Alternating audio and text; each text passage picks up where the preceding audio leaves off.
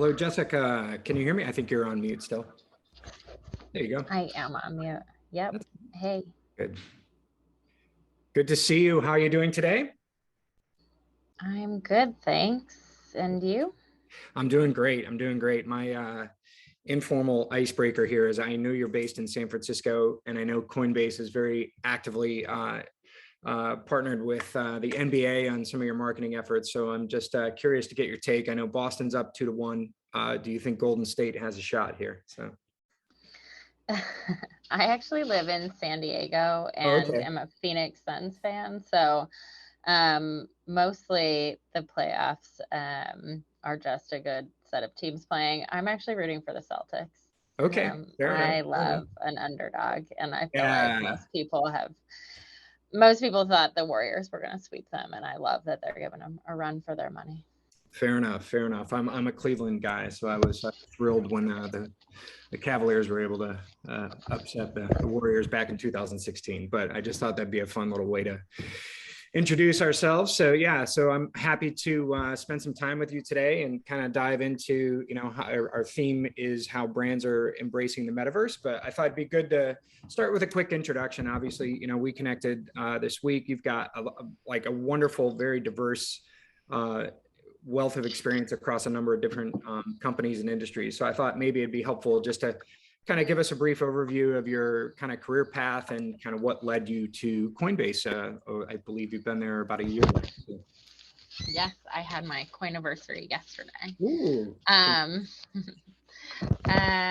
I started my career in research and analytics. So came out of graduate school early on in the social nascency, working for a social analytics company, and then got recruited into work at Yahoo and moved around in tech a little bit across both tech and agencies on the research side. And then started at Visa about 9 years ago now, and worked in a number of different areas at Visa, from launching products all over the world to working on their sponsorship and partnerships team. And then my last stint was really working on their crypto marketing team. So Visa is pretty well steeped in crypto, and they had a couple of programs as it relates to NFTs, and we're writing an NFT white paper and really thinking about the future of that, which got me pretty deep in the space, and then got recruited over to work at Coinbase and run their marketing partnerships department, and it's been a wild year since then. Awesome. Yeah, thanks for sharing that. I guess maybe I'll shift my questions around a little bit. I was going to dive into the metaverse, but since we're talking about marketing, maybe we'll just a high level overview of like Coinbase's marketing approach. Obviously, we see you very active in sports, but just kind of in general, like from your overall marketing approach, like how are you measuring success? Like what are your, kind of the reason to be or your North Stars when it comes to marketing? Like what's your overall approach there with your marketing plans? Yeah, I actually sit in our business development department now, but Coinbase just started brand marketing last year. So for the first 8 years of its existence was really only focused on product and performance marketing. But given the surge of different crypto companies, executives thought obviously it was very important to build a brand, and given we work in financial services, to build a trusted brand within the space, both on the institutional side, where we are the number one crypto firm for most institutional customers, and then on the consumer side, obviously, to bring the next 100 million people into crypto. We have 90 million users now. We want to ensure that they are happy, want to keep our crypto natives with Coinbase and not moving to other newer platforms. And then really speaking to, I wouldn't call it general population, but crypto intenders and beginners. So those who with a little bit of marketing might be able to move from someone who hasn't actually stepped a toe in crypto to who's willing to do their first few trades, buy an NFT, open a wallet, learn a little bit about Coinbase and DeFi. When we think about North Star metrics, I mean, for any company in our space, it's going to be monthly transacting users. So people who are using the platform on an ongoing basis. But certainly there are other metrics that we track around the health of our brand and, the competitive landscape and love for the brand, long-term usage, willing to try new products, those types of things. Yeah, no, I appreciate that, the brand awareness has certainly come to fruition with, some of the things that I consume on a daily basis, that being sports, et cetera. So I can certainly appreciate the comment about not necessarily targeting the general public, but those that have intentions, right? So like, I'm sure you run into this as well, right? With the space that we're in, there's just so much confusion and so much like, the buzzwords that are out there and people don't necessarily take the time to understand them. And I think part of my conversations, even just socially with my friends, but a lot of the conversations that we're having with brands and introducing them to the space, I always like to kind of lead the conversation and point them towards resources, right? Where they can learn and read. And to that end, your site is just so comprehensive on like speaking to folks that have a good wealth of knowledge as well as the beginners. My son is 13. He's looking into cryptocurrencies. I'm like, dude, start here. Like, go to this website, go to this learn tab and start reading up. Cause I think it's just so comprehensive and just kind of the Metaverse 101, right? So I'm just kind of curious, like how you go about like, how many people do you have to curate that content? Cause it's so comprehensive.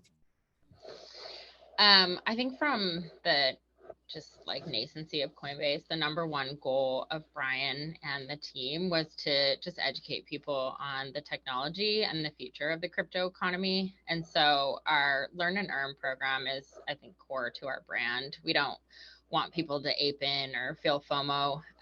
Truly, like, we want you to understand the blockchain technology, the different crypto assets, the different dApps, and so to us, like, the best way to do that is to encourage people to learn, and those sort of like bite-sized learn videos where then you can earn your first coins really helps to bring people in and feel safe that they're not getting into something they don't understand. It obviously teaches you about the technology underneath some of the altcoins or some of the different technologies, and gives you an opportunity to earn in the process. It's actually or at least when I started, was our number one onboarding tactic for people into the Coinbase exchange was through Learn and Earn. And on average, people watched something like 13 videos, which when you think about, wanting people to do an action, getting people to watch 13 2 to 3 minute videos is kind of massive. And so the program's been exponentially just ROI positive for us, and we'll continue to do that. We have a whole crypto education team where we go out to everything from universities, athletes and influencers. We have done many of these sessions with the NBA and the WNBA to really like give people the building blocks for crypto and blockchain, both at the 101 level and then at the 201 level. We'll do it at the NFT level. One of the people who work for me was actually in DC yesterday doing it for a bunch of DC staffers. So truly, like, the desire is out there for people just to learn. And if you try to just Google some of these things, it's not an easy way to sort of sift through the nonsense versus what's truly applicable. And so we want to be that resource, and we have a very large team that curates the videos and the content. If you haven't signed up for Coinbase Bites, it's like a quick, newsletter on everything that's happening in the world, both good and bad, as it relates to crypto. So certainly, again, we're just here to educate and bring people into this world in a really like healthy and responsible way. Yeah, I was going to plug your newsletter if you weren't, because first of all, props to whoever came up with the name Bites for the newsletter. I think that's really clever and creative. But to your point, I think it's, again, not to belabor the point, but I think you really do a good job, because I think in a lot of these resources and videos where people are like, hey, can you like just break it, give me the basics, right? But then they start getting into it, and then here come the buzzwords, and it's like, no, seriously, give me the Fisher Price version, right? Yeah. So I think you do a phenomenal job of that. But more to the point, you connect the dots to, okay, I've got that. Let's start diving in a little bit more and learning more. So I think you cover all the bases there. And again, congrats on kind of that educational component to who you are. So I think you're doing a phenomenal job there. So with that, one more thing on the marketing front. I again, not to keep hammering the NBA, but like I've seen the dunking on the doubters kind of thing, the long live crypto campaign, which I think is just brilliant. Going back to crypto is dead, all the way back to 2012, or I get like can't replaying the ad in my head. So I just curious if you could just share a little insight on the kind of the genesis of that campaign. Yeah, it's called the Bitcoin obituaries, the idea that this stemmed from, and it's a pretty well-known term across the crypto community. Many times throughout every year, the media or pundits tend to talk about as crypto or Bitcoin being dead. And so we actually had another spot filmed for a lot of the NBA work.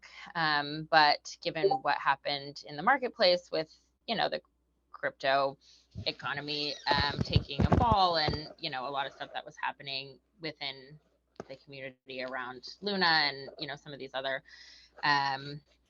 coins, we just wanted to write essentially a love letter to the crypto community that basically just said, like, we're here for the long term, and we believe in this. People are going to talk, the media is going to write the scary story, but we've been around for 10 years and we'll be here for, however many more, and really just sort of like long live crypto. It was something derived from our internal ECD and our CMO and our agency. And it was created really quickly, just given we only had a few days to produce before it needed to be run. And we've had nothing but super positive feedback, because I feel like if you're in the crypto community, you feel like the FUD that's going on in the media is just so overdone. And, me personally, I get texts from my mom and, my aunts and uncles around, like, are you okay? Is your job okay? And I think it really just was sort of like a, an inside joke to the I love it. community. I love it. Yeah, here. it certainly resonates with the right folks. So yeah, I appreciate you sharing some insight on that. So yeah, let's dive in a little bit on the metaverse. I guess maybe like a good place to start. You've, by definition, you're closer to this than, some of the other brands that are just kind of dipping their toe in the water, or at least have a good understanding of the kind of the space. So I think maybe a good place to start, just give us kind of your over 30,000 foot view on just the space in general, and like what sort of activations you see working for brands, I guess, in general, and then we can segue into kind of what it means to Coinbase, but just overall take on the space would be great. Sure. I think a lot of the super interest in the metaverse is a little funny, because we've all been playing in the metaverse for a long time. I mean, metaverse is just another way of saying, like a gaming environment. And so people playing World of Warcraft or Minecraft or, whatever it may be, have been doing this for a long time. I think the opportunity that's really there with the metaverse is to extend the sort of in real life opportunities to a new world that is more accessible to everyone around the globe, everyone, who can't get to a location, and to really provide those opportunities, in a new world. I think the way brands interact with metaverse right now is pretty nascent. I could be wrong, but I don't think people want to really like party in the metaverse and sit at their computer on a Saturday night and, dance around. I think the real applicability is around providing, extended in real life opportunities to those in the metaverse. So I love the spaces where you can shop as if you were in a real life store. You can try on different outfits with your avatar. You can, experience different stores within the same one. So you can try on different shoes, when you're trying on different outfits, something that may not be possible if you weren't close to one of those stores in real life.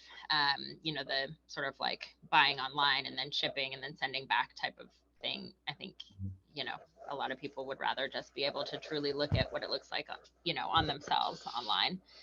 I think many of the opportunities as it relates to like buying land in the metaverse is interesting from an investment perspective. I do think metaverse lands will become very similar to people buying real estate in real life, where it's going to be an investment opportunity, and they'll be able to flip those or build upon them and then sell them for a profit in many ways that they do now. I think many of the like home staging pieces makes perfect sense in the metaverse, where you can really look at everything holistically.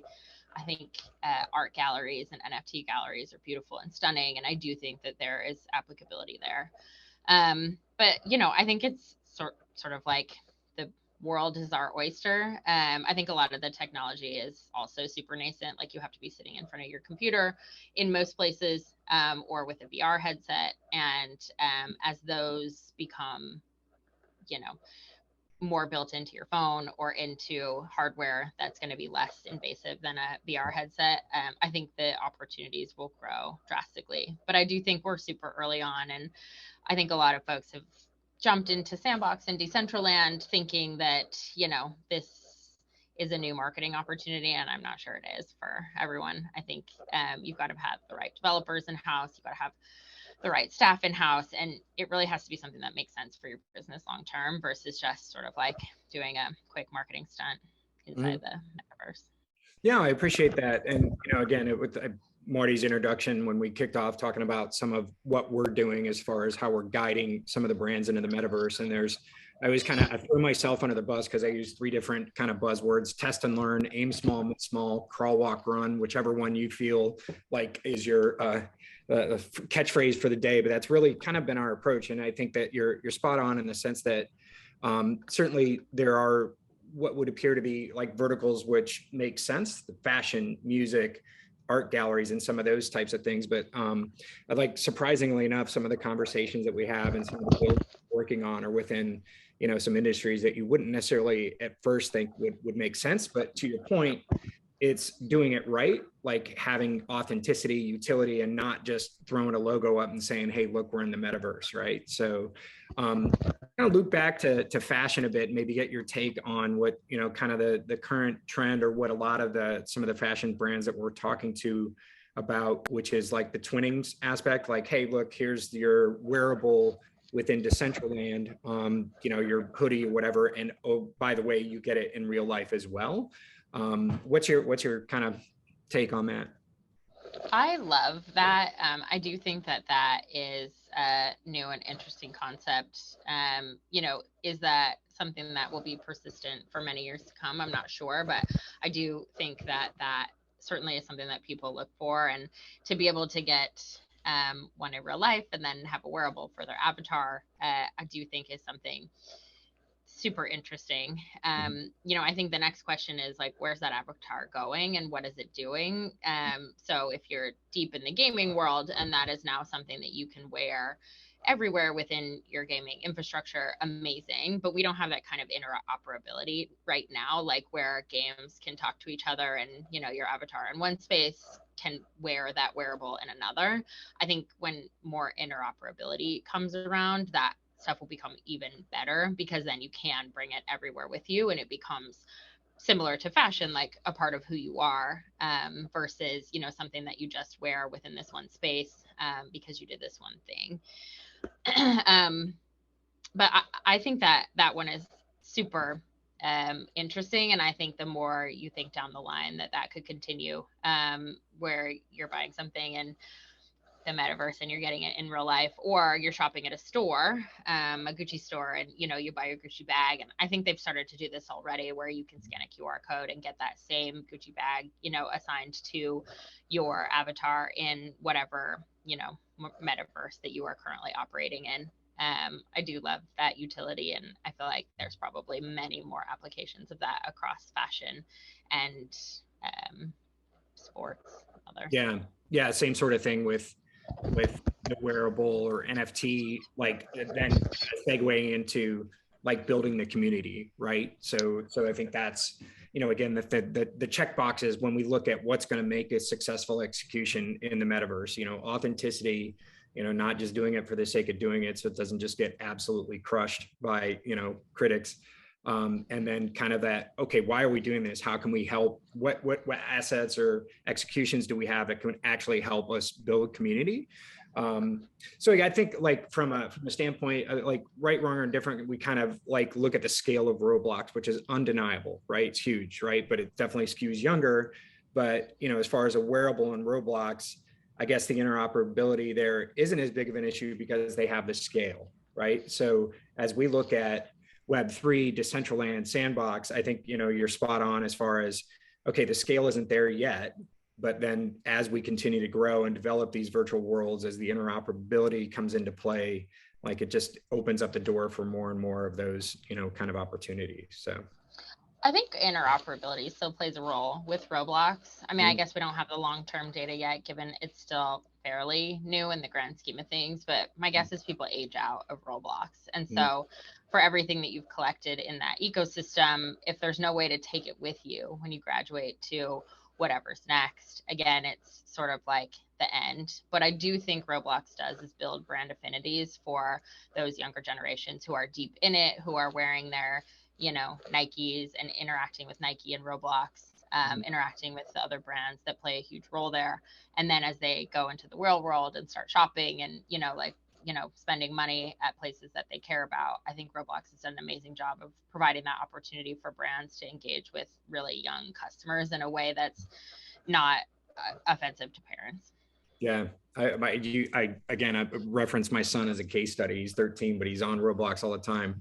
I mean, he can come to me for budget for Nikes, Balenciagas, maybe not so much yet, son. You know, it's just sufficiently Right. grow out of them in 6 months, right? So Exactly. I think you got to pick your battles when it comes to Roblox. yeah. But yeah, I mean, the scale for Roblox is there. And, you know, look, there is not every space that is for everyone. I think the current operations of Decentraland have provided amazing opportunities for, you know, those who may not be able to get to in real life events, you know, to have a place where they can participate, for those who may not be doxxed, or, you know, who want to stay anonymous, who, you know, feel anxiety about going into, you know, some of these in real life places. Like, I do feel like they've provided community aspect for NFT projects, for brands to really engage with that community. And I think that is so important. So even without scale, I do think they're providing, you know, a community and utility within these spaces. I just think we have no idea what's coming. I mean, this space moves so quickly at this point that I feel like you just got to get in there and start trying stuff. I mean, don't obviously like rug your customers with a project that, you know, you're going to leave them high and dry. But I would say there's, you know, like roadmaps can only be so long at this point, because we don't even know what the technology is going to look like in, you know, 6 months. The crypto and blockchain and Web3 space moves so fast. You're absolutely spot on. Whenever we're talking to clients that are like, hey, we've done X, Y, and Z in Roblox, I'm like, that's great. Do that. Doesn't necessarily preclude you from dipping your toe in the water over here in the Web3 and Decentraland space. And I think that, again, not to plug Admix and who we are, what we do, but that's like part of our reason to be, is to help people mitigate that risk, right? You don't need to go out and buy plots of land. You can essentially lease it from us and build on that. So to your point, Oh, that's cool. yeah, who knows like what's going to win? I mean, there are so many of these different worlds that are coming out on a weekly basis, and you know, so there's certainly pros and cons to each of the platforms. I mean, certainly Sandbox is a little bit more gamified, a little more pixelated, not quite visually as, you know, certainly what you would want to do to represent, say, a car or something like that in a virtual world. But again, that's, you know, it's just, again, that knowledge is power, right? Staying on top of these things as they're developing, and you know, the different assets that, you know, we can pull into these different virtual worlds. So you know, again, touching on, you know, some of the industries that make sense, like what, like just overall, like Coinbase. I mean, obviously, like, have you kind of looked at dipping your toe into like activations within the metaverse? Obviously, you've got, you know, the NFT marketplace that just opened up, but just curious on, and again, if I don't necessarily want to get anything that's confidential, but just your overall take on it would be great. Yeah, I think, you know, the more that we scale globally, the more that we're not going to be able to sort of meet and greet everyone in real life, which is a lot of the work we've been doing. You know, just recently, Coinbase was just an online brand until you know, a lot of our team started last year. And so being able to put a face to Coinbase and, you know, an activation and an NFT drop, I think has really helped to just familiarize people with who we are and, again, build trust. And so we'd want to scale that within metaverse opportunities. I think for us, though, like, we're a technology platform. And so that interoperability piece is something that we're hyper focused on, is how do we create more opportunities where you can stay persistent across these environments. And obviously, like, wallets are the key into any Web3 world. Anytime you jump into any of these places, you have to, you know, connect your wallet. And so for Coinbase Wallet to be able to be that persistent identity across these environments is really where a lot of our engineering focus is. A lot of the partnerships that we're working with Sandbox and Decentraland and Someplace and, you know, many, many others, is to really figure out, like, how do we store some of these pieces so that the identity can live within each of these spaces. Right. And then just in general, like, obviously just to build into the technology and help to bridge gaps across each of these. People are building for their own ecosystem. And given we are a Web3 ecosystem, our desire is to really figure out how they all play together. You know, for Coinbase NFT and our wallet, for instance, you know, we've got Ethereum, but we're also building into the L2s. We want to integrate Flow, so people who have Top Shots and, you know, some of those Dapperbot can now store them in their wallet. They can have a little bit more utility with those. They can play into some of these spaces. And so that, I think, is our number one goal, is to help to bridge all of these siloed ecosystems. Yeah. Yeah. I think Dapper's really crushing it. I love that, what they're tying with the NBA. And I see it definitely reaching into some of the other sports organizations as well. One thing, it's like, from a standpoint of, you know, it's a global role that you're in, of like some of the challenges of, like, obviously the metaverse is global, right? So how to, like, just trying to get you, like, some of the conversations that we have with folks are like, okay, you know, this is like, they're used to living in the Web2 world of geo-targeting and, like, you know, clicks and impressions and all that stuff. And it's like, we just kind of have to level set that conversation and be like, hey, look, this is just a global application of, like, some of the challenges, I guess. And just, I think ultimately, like, we're defining how the success of these different activations are going to be measured, and having that conversation further up the food chain with the finance folks that are used to very tangible ROIs on the media investment, right? So I guess maybe just your take on that from being, like, global in scope, and, like, how we're measuring this success. Yeah, I think the global and scope thing is the same that any, you know, regulated industry will face, which is the regulations are different in each country in which you are trying to operate. And so, you know, there's nothing that you can do that sort of, like, fits the mold for every country. You really have to adapt for, you know, what makes sense within those environments. And, you know, nothing is more interesting than crypto when it comes to, like, country by country regulation. So that is the first challenge, is that, you know, we really can't plan for global activations. It has to really be something that we're looking at on a, you know, a country by country level.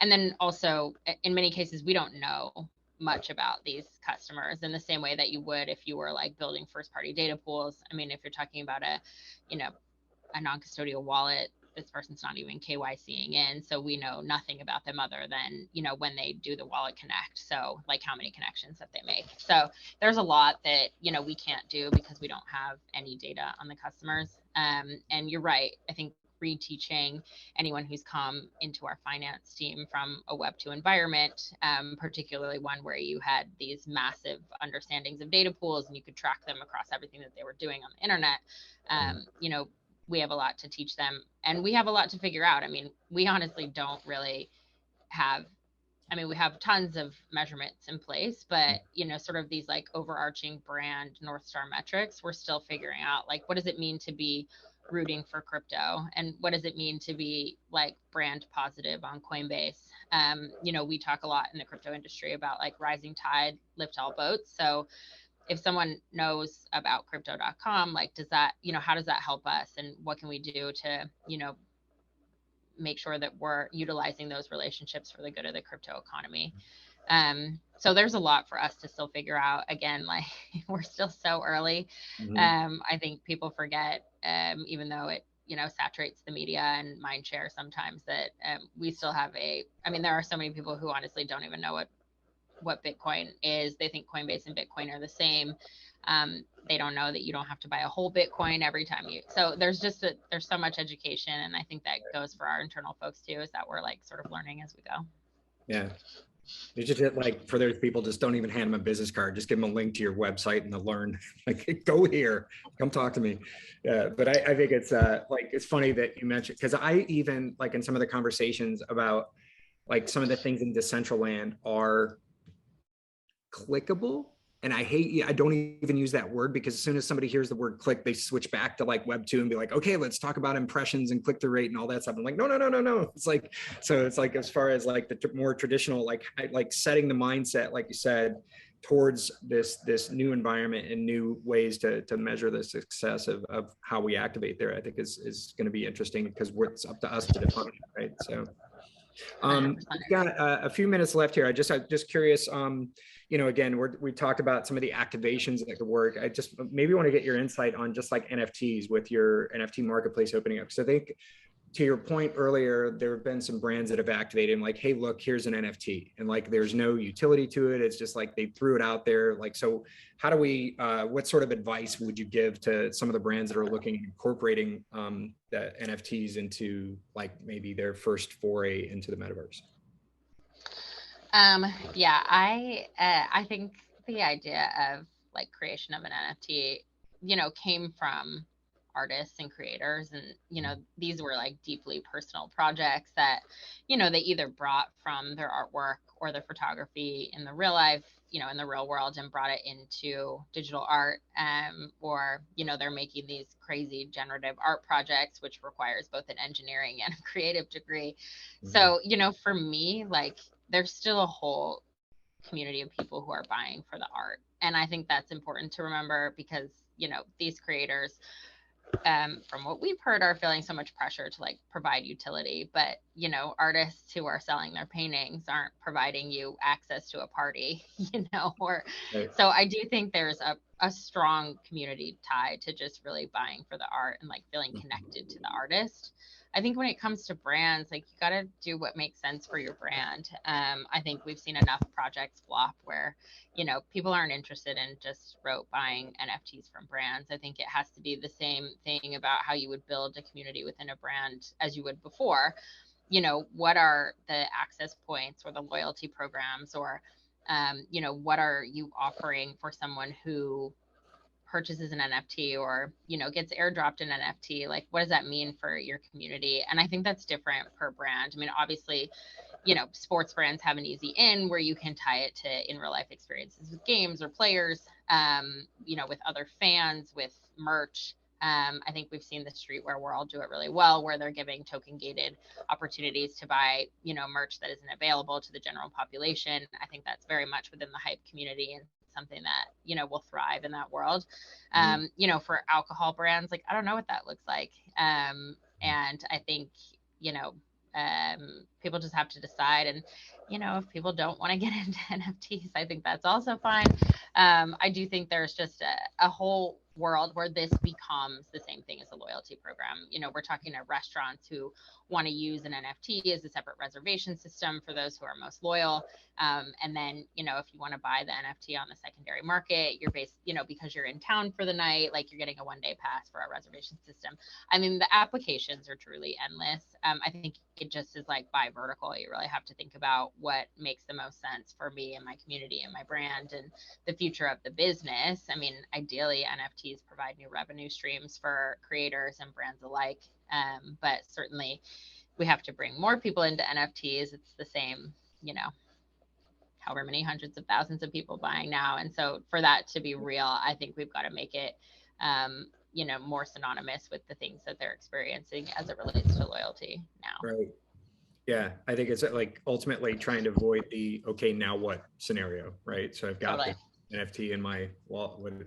What now, right? So I think your summary there is like very valuable information for any of the brands that are kind of listening and trying to incorporate something that is, you know, authentic, has utility, and elevates the brand, and that sort of thing, and not just doing it for the sake of doing it. So I think we're closing in on it, but I just from building your community and sharing information, I think is maybe a good opportunity to plug kind of some of your marketing efforts. I'm sure you're going to be at NFT NYC, or like what are the other, like, as far as road shows or getting out there and building your community and education and learning.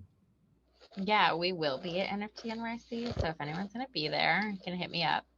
Would love to have you through our space. We're doing an experiential walkthrough through Coinbase NFT as a real life experience. It will be amazing.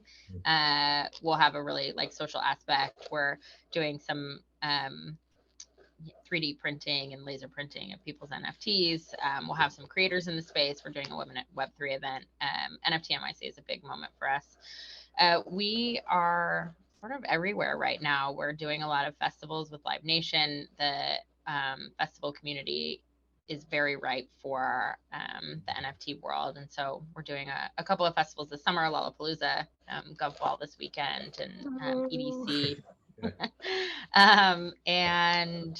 Yeah, I mean, between what we've got going on with the NBA and the WNBA, and then, you know, again, we are just everywhere educating right now. I mean, if you're on college campuses, you'll see us there. In addition to, we hold tons of like seminars and workshops with, you know, different communities to get them up to speed.